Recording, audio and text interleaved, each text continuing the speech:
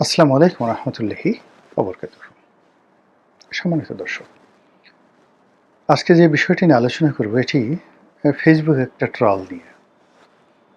আমাদের দেশে এখন যে অবস্থা শুরু হয়েছে তাতে করে ডক্টর মোহাম্মদ ইউনূস নামে যে কোনো একটা মানুষ বাংলাদেশে ছিলেন, তিনি যে নোবেলের মতো একটি মর্যাদাপূর্ণ পুরস্কার পেয়েছেন, যিনি বাংলাদেশে গত ১০০ বছরে বিভিন্ন সেক্টরে যারা সফল হয়েছেন তাদের মধ্যে ওয়ান অফ দ্য টপ 10।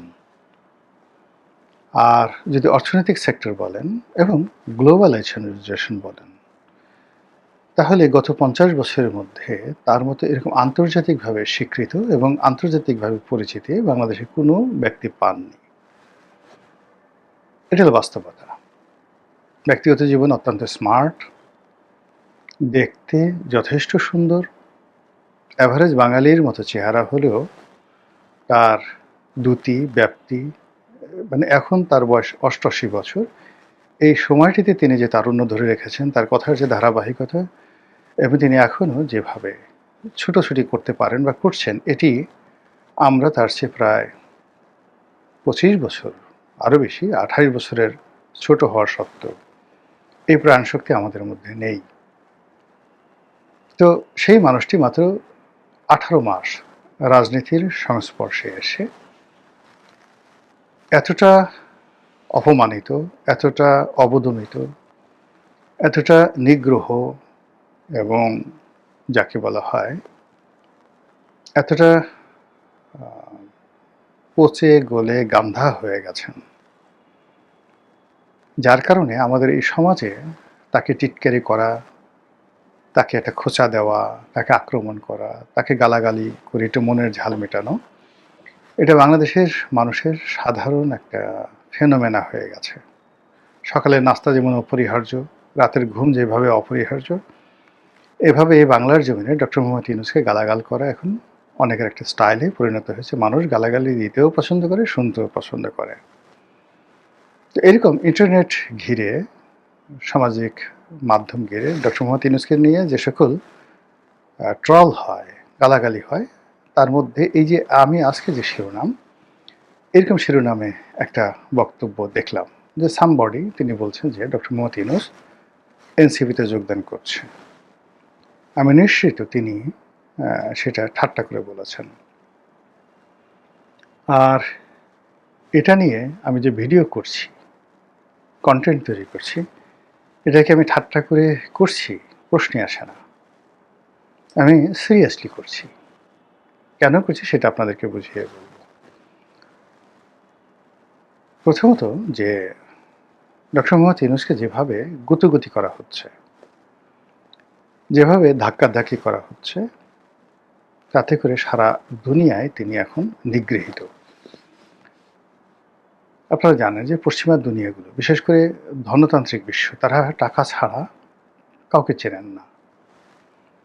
আমেরিকার যে সাম্রাজ্যবাদ, সেই সাম্রাজ্যবাদের একটা প্রধান বৈশিষ্ট্য হলো যতক্ষণ পর্যন্ত আপনার ক্ষমতা আছে, যতক্ষণ পর্যন্ত আপনার টাকা আছে এবং যতক্ষণ পর্যন্ত আপনি শরীর এবং মন দিয়ে আমেরিকার সেবা করতে পারবেন, ততক্ষণ পর্যন্ত তারা আপনাকে মাথায় করে নাচবে। ১। ২ নম্বর হলো যে যতক্ষণ পর্যন্ত তারা আপনাকে ব্যবহার করতে পারবে, ততক্ষণ পর্যন্ত তারা আপনাকে টাকা দেবে, পয়সা দেবে, কিন্তু কোনো অবস্থাতেই আপনাকে মাথায় তুলে নাচবে না। আর আপনার কোনো রকম আবদার আপনার মানে তারা রাখবে না। তারা যাদেরকে রিক্রুট করে বাংলাদেশে বা অন্য যে কোনো দেশে, তাদেরকে তারা মনে করে ক্রীতদাস। ক্রীতদাসের কাজই হলো মালিকের যাকে বলা হয় তাবেদারি করা। ক্রীতদাসের কাজই হলো মানুষের মালিকের আনুগত্য করা, মালিকের হুকুম তামিল করা। কিন্তু ক্রীতদাস মালিকের কাছে কিছু চাইবে, এটা মহাকালের ইতিহাসে কোনো মালিক এটা কখনো গ্রাহ্য করেনি, সহ্য করেনি। একইভাবে আমেরিকা বাংলাদেশে তাদের যত এজেন্ট, সেটা FBI এজেন্ট হোক, CIA এজেন্ট হোক, পেন্টাগনের এজেন্ট হোক, তাদের স্টেট ডিপার্টমেন্টের এজেন্ট হোক, কিংবা কোনো লবিস্ট ফার্মের এজেন্ট হোক, এনি অফ দ্য এজেন্ট,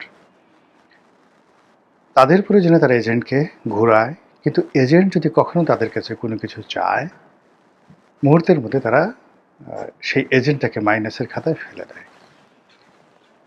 যেহেতু রাজনীতির সঙ্গে সংবাদপত্রের সঙ্গে দীর্ঘদিন ধরে আছি, এই বাংলাদেশে কারা ভারতের এজেন্ট, কারা রয়ের এজেন্ট, সিআইএর এজেন্ট, কাউকে কাউকে দেখার সুযোগ হয়েছে সে ৮০-র দশক থেকে।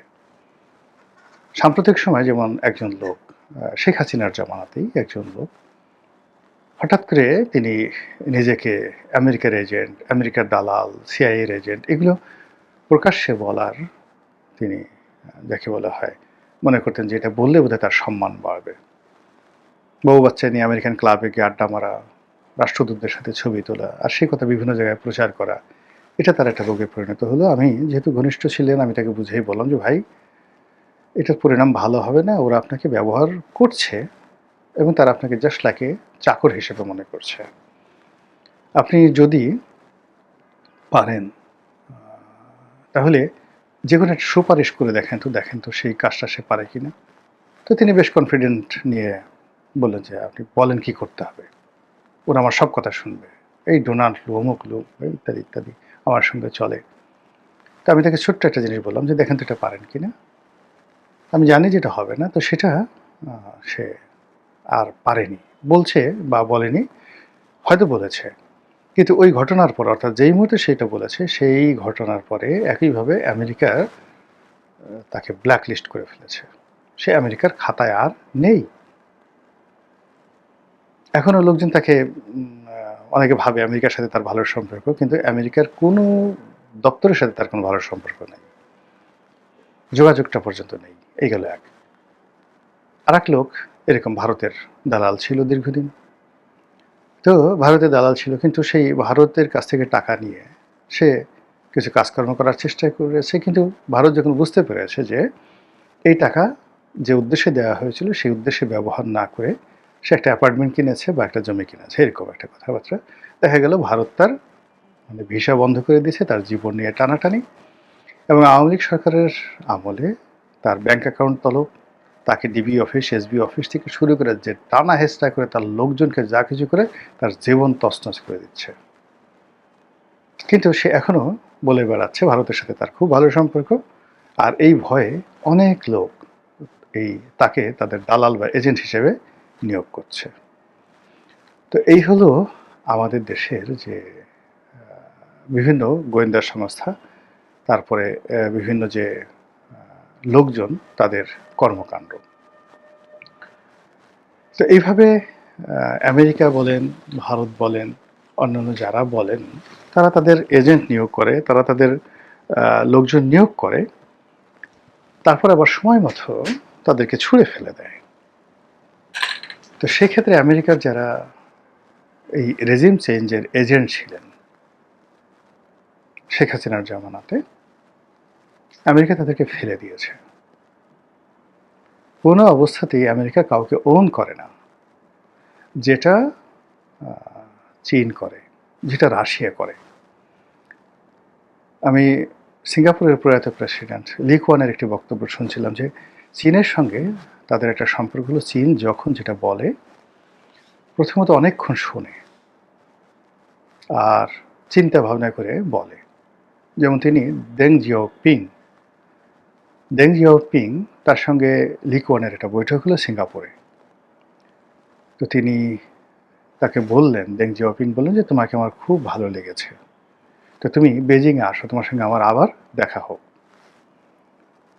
তো লি কুয়ান বললেন যে দেখা করব, তুমি তোমাদের দেশ যখন উন্নত হবে তখন যাব। তো উনি বললেন যে সে তো অনেক বছর লাগবে, ওই সময়টাতে আমি বেঁচে থাকবো কিনা জানি না, তুমি থাকবা কিনা তাও জানি না, তো আসো। তো বোঝার চেষ্টা করেন যে দেং জিয়াওপিং এর তার যে ভিশন কোন পর্যায়ে ছিল। তিনি এই কথাটা বলেছেন ৮০-র দশকের একেবারে শুরুতে, ৮১-৮২ সনে। কিন্তু ৯৬-৯৭ সনে মানে চীন যে পর্যায়ে চলে গেছে, তো ওটা দেং জানতেন, কিন্তু তিনি সেটা বলেননি। দ্বিতীয়ত তার কাছে একটা বিষয় তিনি জানতে চাইলেন, বলতে চাইলেন। যেমন মালয়েশিয়াতে যারা কমিউনিস্ট করত, তো তাদেরকে অস্ত্র দিত, সিঙ্গাপুরের সরকারকে হটানোর জন্য চীন দিত। তো এটা নিয়ে প্রশ্ন করা হলো যে তোমাদের তো রাষ্ট্রীয় পলিসি হলো যে কমিউনিজম এমন একটা ব্যাপার, তারা অন্য দেশের ইন্টারনাল ব্যাপারে ইন্টারফেয়ার করবে না। তো তুমি সিঙ্গাপুরের রেজিম চেঞ্জ করার জন্য মালয়েশিয়ান কমিউনিস্ট পার্টিকে টাকা দিচ্ছ কেন, অস্ত্র দিচ্ছ কেন? তো দেং বললেন যে আমি তো এই বিষয়টা জানি না, আমি খুব দ্রুত মানে জেনে ব্যবস্থা নিয়ে তারপর তোমাকে জানাবো। ঠিক এর 18 মাস পরে দেং জিয়াওপিং তাকে বললেন যে তুমি যে অভিযোগ করেছিলে সেটা আমি তদন্ত করেছি, তদন্ত করার পর সত্যতা পেয়েছি, তারপরে সেটা বন্ধ করেছি, নাও ইউ আর সেফ। আমি যেটা পেরেছি এখন আমি তোমাকে এটা বললাম। তো এটা হলো চীনা জাতির কমিটমেন্ট, কথা বলার ধরন, কাজ করার ধরন। এবং তারা তাদের যে রাজনীতির এবং সভ্যতার 5000 ইয়ার্স অফ সিভিলাইজেশন, এটা তারা স্মরণ করে। এবং এখনও চীনের যারা লোকজন আপনি দেখবেন সেই ইউনানি চিকিৎসা, সেই শিহুয়ানটি, সেই কনফুসিয়াস, সেই তাওইজম, এই জিনিসগুলো নিয়ে তারা আছে। তারা আধুনিক চিন্তা করে না, সব পুরনো চিন্তা ধ্যান ধারণা এটা করেই তারা আজকের এই জায়গাতে আসে, দে আর প্রাউড অফ ইট। কিন্তু আমেরিকা হলো জাস্ট আজকের দিনের কথা চিন্তা করবে, not yesterday, even not for tomorrow. আগামীর কথা চিন্তা তারা করে না, গতকালের চিন্তা করে না, আজকের এই বাস্তবতায় ফলে তাদের বন্ধু বানাতে দেরি লাগে না, শত্রু বানাতে দেরি লাগে না। এই জন্য তারা ঘাটাঘাট করে কেটে ফেলে। এবং আপনি তো 100 বছরে আমেরিকার ইতিহাস দেখেন, 100 বছর না, ঠিক 90 বছরে আমেরিকার ইতিহাস দেখেন, প্রথম মহাযুদ্ধ থেকে আজ পর্যন্ত একটি সিঙ্গেল সম্পর্ক তারা রাখতে পারেনি। তো সেই অর্থে বাংলাদেশে যারা আছে তারা আমেরিকার এজেন্ট হয়ে যারা কাজ করেছিল, রেজিম চেঞ্জ করেছিল, শেখ হাসিনার পতন ঘটিয়েছিল, তাদের মধ্যে যদি ইউনূস সাহেব থাকেন, আই ডোন্ট নো, আল্লাহ জানেন, তাহলে তিনি খরচের খাতায় পড়ে গেছেন। কিন্তু ইউনূস তো ধনী ব্যক্তি, তার অনেক টাকা, সারা দুনিয়াতে তার টাকা আছে, বাংলাদেশে তার অনেক টাকা, আপনি আমি সেটা কল্পনাও করতে পারি না। ফলে তার টাকা, তার বুদ্ধি, তার কানেক্টিভিটি, এর কোনো কিছু নিয়ে সে বসে থাকবে না। সে জানে যে আমি যদি দুর্বল হই, অসহায় হই, তাহলে আমাকে শেষ করে দেবে, পাড়িয়ে মেরে ফেলবে। এবং যেহেতু তার ইউরোপে যাওয়ার কোনো সুযোগ নেই, আমেরিকাতে ফিরে যাওয়ার সুযোগ নেই, সে দ্বিতীয়বার তাবেদার হচ্ছে না, এর কারণ হলো আমেরিকা তাকে সেই সুযোগ দেবে না।